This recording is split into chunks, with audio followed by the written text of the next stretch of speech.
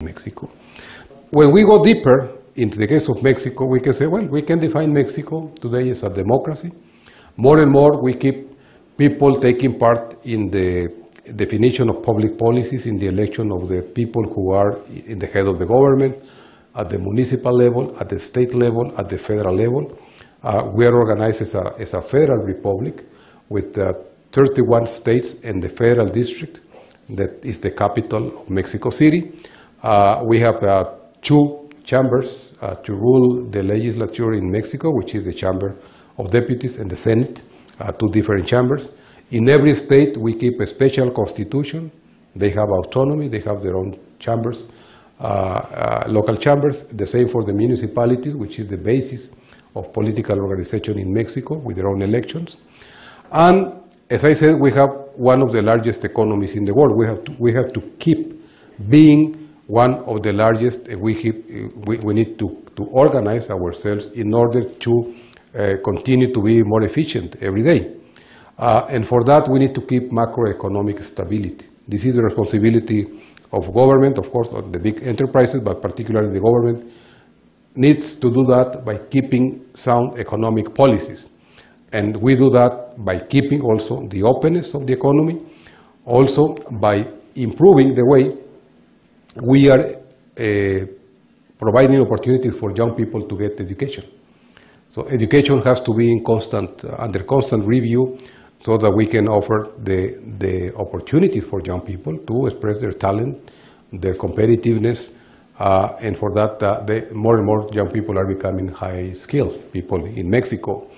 And we need to also to be able to supply the demands of an increasing manufacturing sector. Mexico went from being an agricultural economy to become one economy that was mostly based in mining and petroleum, the oil sector, and then it transformed itself along the years, in the last 30 years, as a big manufacturing hub.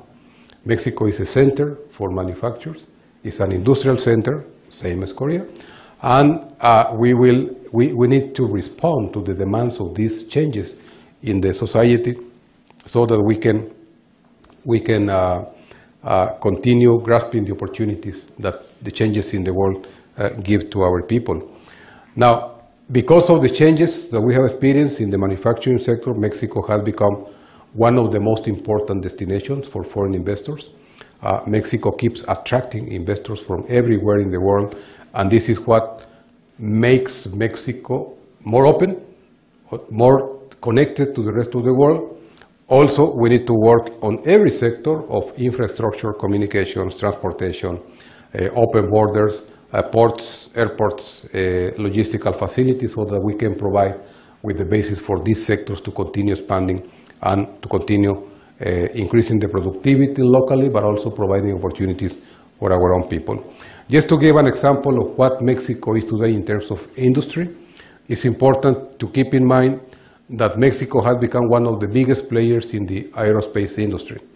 Today, we count with more than 250 companies in Mexico working in the aerospace industry, including the manufacturing of parts for airplanes. This aerospace is more for the space research and the rockets, but also for all the GSP, all the satellite communication.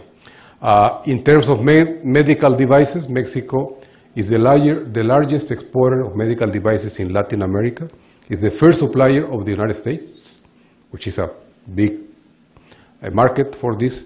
And Mexico is increasingly taking part in the electric and electronic sector. Electric appliances, electronic products are being made in Mexico, mostly by Korean, Japanese, Chinese, or European firms, of course, some from the United States, but the manufacturing takes place in Mexico. So many times you will probably purchase a TV with a Korean brand that will come from Mexico, not from Korea. And Mexico became, because of this, the largest exporter of TVs, flat TVs, and screens for computers in the world. This is not happening in the United States, or Korea, Japan, or China. It's happening in Mexico. In terms of the automobile industry, Mexico is now the big players in the world. You will never find the Mexican brand, of course, but we are manufacturing all the different brands of cars and buses that exist in the world. Every different brand, almost everyone is now working in Mexico, and that is why Mexico became the 8th largest producer in the world of cars and is now the 4th largest exporter of cars in a rapidly growing market. This sector is the one that is the most dynamic in the world economy today, and it is important for us to place Mexico as one of the major players in this sector. Now, we're talking about economic things, about Mexico's importance in the world. As I said before, all this gives us a special responsibility to be what we call a responsible global actor. This means that we would like to play responsibly in terms of working together with our partners in other countries, but also, we need to do that by being responsive to our own needs. So we want to play this responsible role as an international actor, and for that we need to select, to look very carefully in the sector with whom we are associating with, and also in the areas in international organizations in which we would like to have some influence. In terms of our bilateral relations with Korea, it is important to keep in mind that our connection, social connection, goes back more than 100 years. 1905, a very important group of Korean migrants came to Mexico to work in the rural fields in the Yucatan Peninsula. From them, important family ramifications, took place along the last 100 years. So many families are still in different parts of Mexico with keeping the names and keeping the traditions of the original Koreans who came to Mexico more than 100 years ago. Today, there is a member of Congress in Mexico that goes by the name of one of these original families. So she's coming, it's a lady, she's coming from this original Korean family, so there is a very well-kept tradition of connection. But the connection, the real connection in terms of business, in terms of societal connections, comes a little bit closer to this last 50, 60 years. In 1962, a very important group of Mexican missionaries from the Catholic Church came to work in Korea. They established a mission. It's called the Mission of Guadalupe, like the Virgin of Guadalupe in Mexico. And they have worked continuously in Korea for the last more than 60 years. It's a very important work they have done in terms of working together with local communities so as to spread this creed of the Catholic religion. And of course, now we have these relations, these diplomatic relations since 1962. We are working today in trying to make Korea not only a partner in MICTA to work together in multilateral issues, but more and more we are seeing that there are many connections that are established already between our companies, between our regions, between our local and federal governments, so that we can establish additional points of contact between Mexicans and Koreans. And the main contact, I can tell you, is trade. Trade between Mexico and Korea is reaching levels that you cannot see between other countries. The level of trade between Korea and Mexico went up to $15 billion every year in the last 3 years. Last year, or this year, we are expecting to see that the amount of trade will go up to more than $16 billion. $16 billion is a lot of exchanges. And the most important part of this trade is not because we are big consumers or Korea is a big consumer country, we are. But the most important part is made up of the inter-industrial connections. More and more Korean companies are working in Mexico, establishing the value chains, the production chains, so that they can work in the Mexican market, they can export from Mexico to the rest of Latin America, and they can also export to the United States, which is an ever-increasing market. Today, we can see that more than 1,600 Korean companies have established their operations, and we're talking about the biggest, all the big Korean companies are already there, not only the private ones, the chaebols, but also the para-state companies like Kores, KEPCO. We can see also Samsung, LG, POSCO, Hyundai, Kia, many others.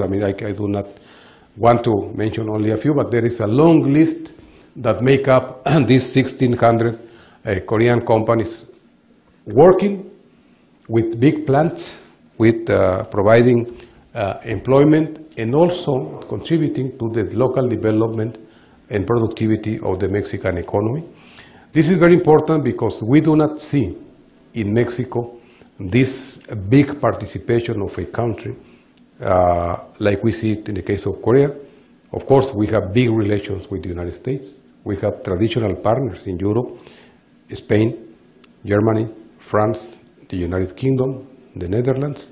We have a big presence of Japan in Mexico too. We have increasing trade with China. We have big partners in Central and South America. But Korea is playing a special role because of the numbers that I can share with you today in terms of employment, in terms of technology, in terms of educational progress, in terms of industrial research. We are establishing a special connection with Korea in the case of every sector in Mexico. And more, we see that Koreans are interested in visiting Mexico. Tourism is increasing. Last year, we were happy to receive more than 65,000 Koreans in Mexico.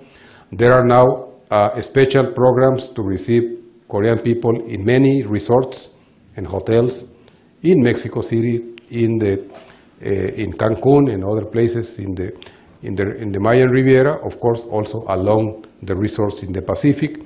More and more young people are choosing Mexico as their destination for honeymoon. We're happy to see that, and we're also happy to provide the services for honeymooners coming to Mexico. It is very important. And we're also very happy to see that young people are interested in going to Mexico to study. We're increasing the educational exchanges.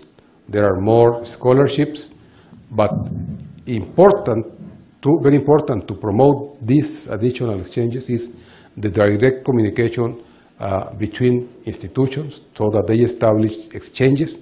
And we can say that this year we are seeing at least 1,000 people, 400 Mexicans coming to Korea, at least 600 students from Korea going to Mexico, so that we can continue expanding the educational horizons for our young generations. Now, we promote all these exchanges by working at the political level. Our responsibility as government is to keep a good political dialogue. I can share that the presidents of Korea and Mexico, President Park Geun-hye, President Peña Nieto, have met already 3 times. This was made before last week. The last meeting they had was last week in New York. But last year, during their first year in government, they met 2 different times, and they established a very good rapport, very good communication, so that this will help a lot to continue expanding agreements, dialogue, cooperation, and presence in international institutions. The most important presence that took place before last week was the creation of MICTA, as we mentioned before, with Mexico, Indonesia, Korea, Turkey, and Australia working together. And last week, when our 2 presidents met on the occasion of the General Assembly in the United Nations, they were invited by Secretary General Ban Ki-moon to preside the session on financing for the attention of climate change. So I was very happy to see the President Park and President Peña Nieto sitting together, presiding over a global forum, which is very important, not only for our 2 countries, but is very important for the rest of the world, and we are also happy to accompany this working together. Just to close this presentation is to build up between Mexico and Korea a strategic alliance for the 21st century. What does it mean? This means continue working on trade, trade is big, could be bigger. Continue working in terms of attracting more and better investments. And to make them better, we need to increase the exchange of technologies so that Mexican people are able to absorb and develop technologies associated with the joint collaboration of Mexican and Korean companies. For that, we need to establish more educational exchanges, to establish the presence of industrial laboratories for startups in Mexico, the same that exist in Korea. And we need to go to new approaches in terms of cooperation so that we can establish programs for the exchange of best practices, for sharing the knowledge in public policies, for training, to learn from each other in terms of sustainable development, policies to fight climate change. We need also more cooperation in terms of law enforcement, in terms of industrial techniques, in terms of ports, airports operation. And Mexico has a big program of building up a new infrastructure so that we are also inviting more Korean companies to come and work together with the Mexican ones. And of course, we will continue working on political dialogue, political communication, cooperation in international institutions, including, very important, the reform of United Nations, the redefinition of financial international mechanisms, the creation of new regional and sub-regional fora, and of course, increasing cooperation between Korea and Latin America in general, particularly Korea and Mexico. The combination of all these sectors makes up for this comprehensive cooperation for mutual benefit we are aiming at. I think it's important that we continue working together to build this strategic alliance that will give an example to other countries of how two faraway countries, two not well-known countries between themselves can work together and can show very positive results for our own people, but also for the rest of the world. I will finish this here, and I will, of course, will listen together to your comments. Thank you very much.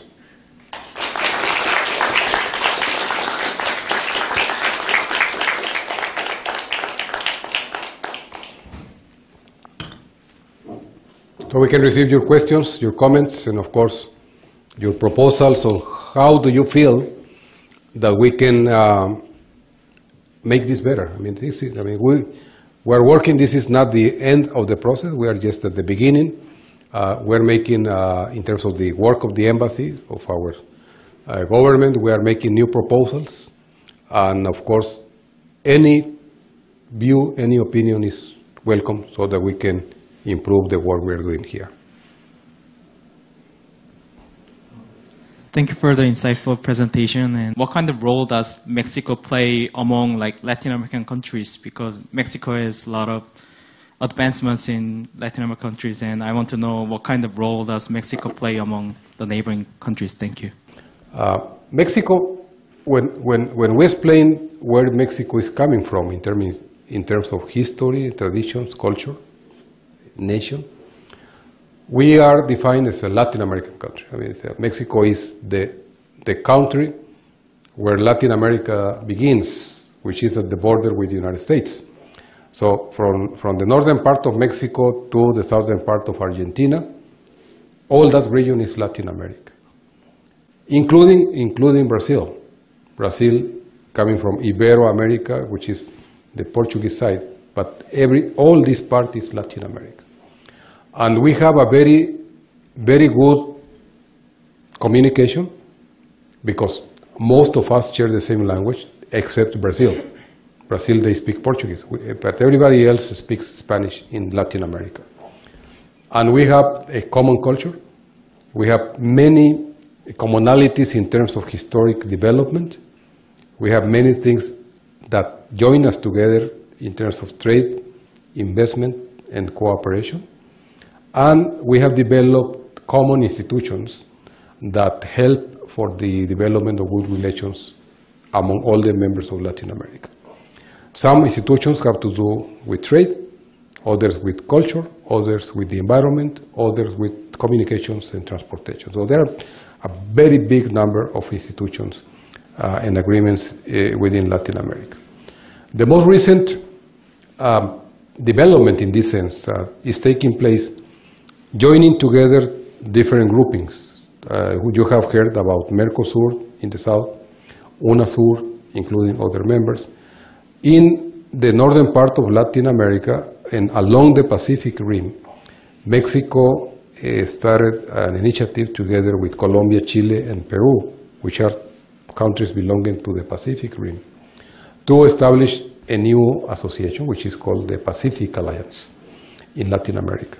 These 4 countries, again, Mexico, Colombia, Chile, and Peru, are expanding their free trade horizons. They are working together in the creation of new industrial chains.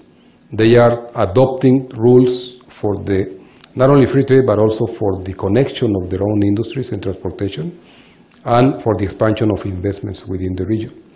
Mexico has become one of the biggest investors in Latin America. By far is the first foreign investor in Argentina today. It's a very important investor in Venezuela. Is working very efficiently with new investments in Cuba. Is working in all along Central America. Most of the communications and telephone companies in Latin America are either Mexican or Spanish. So Mexico is very present in the development of the Latin American economies. I would like to express my appreciation to, as an institute, to the participants here in the public today. I think it's very important that we keep on our side bringing the information about what Mexico is, what Mexico means, what Mexico wants to do. And for us it's very important also to have your participation, your attention, your comments, and your follow-up to these talks. Thank you very much.